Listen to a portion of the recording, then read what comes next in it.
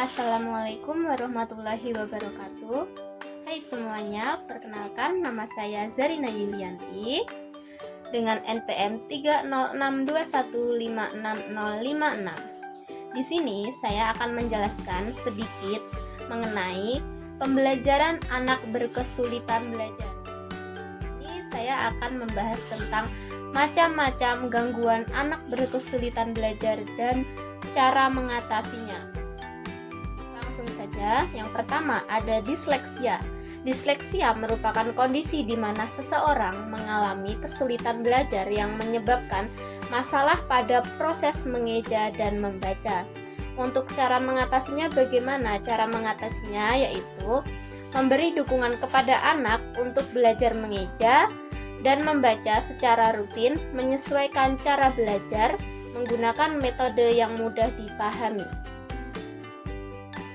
Yang kedua, ada diskalkulia.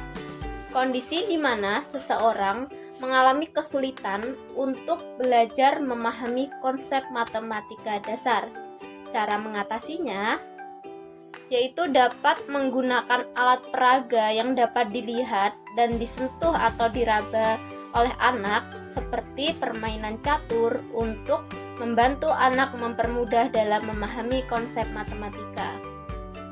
Selanjutnya yang ketiga ada disgrafia, di mana disgrafia merupakan kondisi neurologis yang menyebabkan seseorang kesulitan mengekspresikan pikirannya menjadi sebuah tulisan sesuai tingkatan usianya. Cara mengatasinya yaitu mengajak anak terapi secara rutin dan teratur dengan belajar menggunakan pensil yang benar dan mulai menulis di kertas bergaris secara perlahan. Oke, selanjutnya yang keempat ada dispraksia, di mana kondisi neurologis yang mempengaruhi kemampuan tubuh dalam mengatur koordinasi dan gerakan motorik. Cara mengatasinya yaitu mengajak anak untuk melakukan aktivitas fisik ringan bersama secara rutin setiap hari.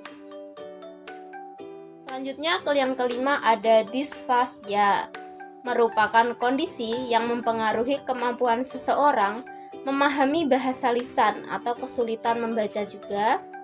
Cara mengatasinya yaitu mengajak anak untuk melakukan terapis bicara dan bahasa yang fokus untuk mendapatkan kembali bahasa sebanyak mungkin.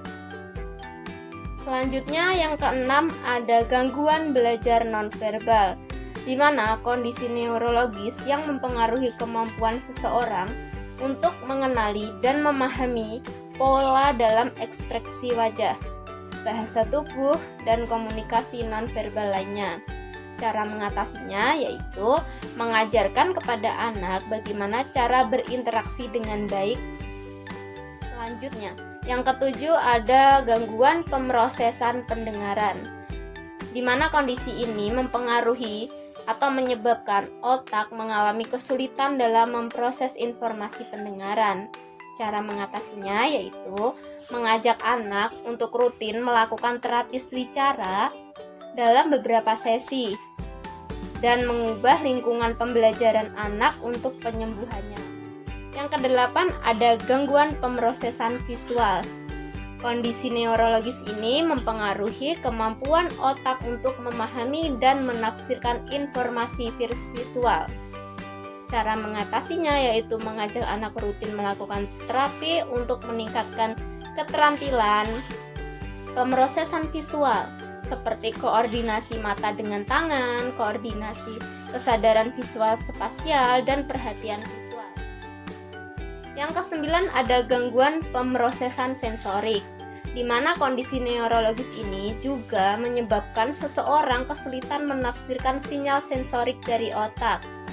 Cara mengatasinya yaitu mengajak anak rutin untuk melakukan terapi okupasi dan mengajak anak beraktivitas bermain yang menyenangkan. Yang terakhir ada ADHD atau Attention Deficit Hyperactivity Disorder, di mana kondisi seseorang mengalami gangguan mental yang menyebabkan sulit untuk memfokuskan perhatiannya pada suatu hal.